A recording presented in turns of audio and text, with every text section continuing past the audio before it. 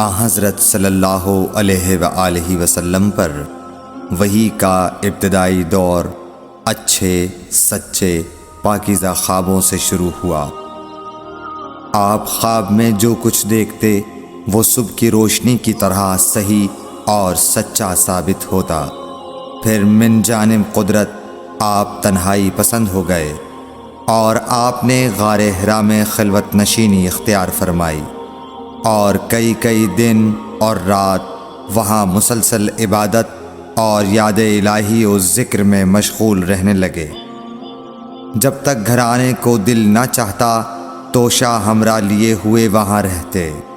توشہ ختم ہونے پر ہی اہلیہ محترمہ حضرت خدیجہ رضی اللہ تعالی عنہا کے پاس تشریف لاتے اور کچھ توشہ ہمراہ لے کر پھر وہاں جا کر خلوت گزین ہو جاتے۔ یہی طریقہ جاری رہا یہاں تک کہ آپ پر حق منکشف ہو گیا اور آپ غار حرا ہی میں قیام پذیر تھے کہ اچانک حضرت جبرائیل علیہ السلام آپ کے پاس حاضر ہوئے اور کہنے لگے کہ اے محمد پڑھو۔ آپ فرماتے ہیں کہ میں نے کہا کہ میں پڑھنا نہیں جانتا۔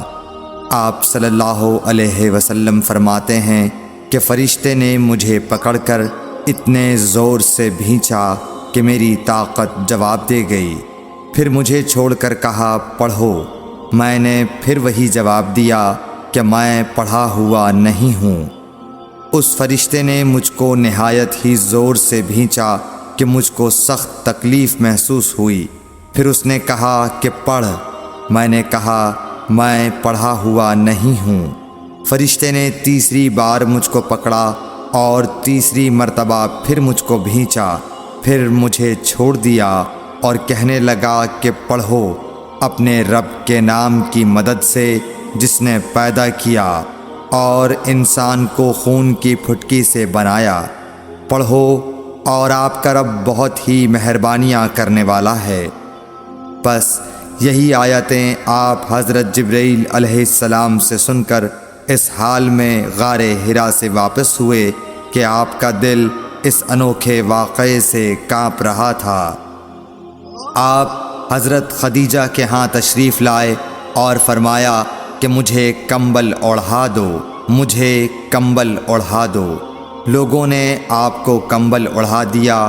جب آپ کا ڈر جاتا رہا تو آپ نے اپنی زوجہ محترمہ حضرت خدیجہ رضی اللہ تعالی عنہا کو تفصیل کے ساتھ یہ واقعہ سنایا اور فرمانے لگے کہ مجھ کو اب اپنی جان کا خوف ہو گیا ہے۔ آپ کی اہلیہ محترمہ حضرت خدیجہ رضی اللہ تعالی عنہا نے آپ کی ڈھارس بندھائی اور کہا کہ آپ کا خیال صحیح نہیں ہے۔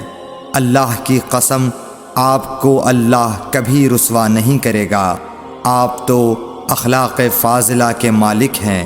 آپ تو کنبہ پرور ہیں، بے کسوں کا بوجھ اپنے سر پر رکھتے ہیں، مفلسوں کے لیے آپ کماتے ہیں، مہمان نوازی میں آپ بے مثال ہیں اور مشکل وقت میں آپ امر حق کا ساتھ دیتے ہیں۔ ایسے اوصاف حسنہ والا انسان یوں بے وقت ذلت و خواری کی موت نہیں پا سکتا۔ پھر مزید تسلی کے لیے حضرت خدیجہ رضی اللہ تعالی عنہا آپ کو ورقہ بن نوفل کے پاس لے گئیں جو ان کے چچا زاد بھائی تھے اور زمانہ جاہلیت میں نصرانی مذہب اختیار کر چکے تھے اور عبرانی زبان کے کاتب تھے۔ چنانچہ انجیل کو بھی حسب منشائے خداوندی عبرانی زبان میں لکھا کرتے تھے۔ انجیل سریانی زبان میں نازل ہوئی تھی، پھر اس کا ترجمہ عبرانی زبان میں ہوا۔ ورقہ اسی کو لکھتے تھے۔ وہ بہت بوڑھے ہو گئے تھے، یہاں تک کہ ان کی بینائی بھی رخصت ہو چکی تھی۔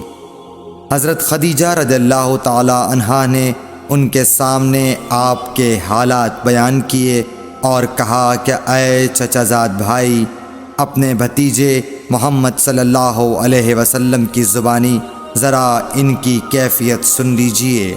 وہ بولے کہ بھتیجے آپ نے جو کچھ دیکھا ہے اس کی تفصیل سناؤ۔ چنانچہ آپ صلی اللہ علیہ وآلہ وسلم نے از اول تا آخر پورا واقعہ سنایا، جسے سن کر ورقہ بے اختیار ہو کر بول اٹھے کہ یہ تو وہی ناموس معزز رازدان فرشتہ ہے جسے اللہ نے حضرت موسیٰ علیہ السلام پر وحی دے کر بھیجا تھا۔ کاش میں آپ کے اس عہد نبوت کے شروع ہونے پر جوان عمر ہوتا، کاش میں اس وقت تک زندہ رہتا جب کہ آپ کی قوم آپ کو اس شہر سے نکال دے گی۔ رسول کریم صلی اللہ علیہ وآلہ وسلم نے یہ سن کر تعجب سے پوچھا کہ کیا وہ لوگ مجھ کو نکال دیں گے، حالانکہ میں تو ان میں صادق و امین و مقبول ہوں۔ ورقہ بولا، ہاں یہ سب کچھ سچ ہے، مگر جو شخص بھی آپ کی طرح امر حق لے کر آیا لوگ اس کے دشمن ہی ہو گئے ہیں۔ اگر مجھے آپ کی نبوت کا وہ زمانہ مل جائے تو میں آپ کی پوری مدد کروں گا، مگر ورقہ کچھ دنوں کے بعد انتقال کر گئے، پھر کچھ عرصے تک وحی کی آمد موقوف رہی۔ حضرت صلی اللہ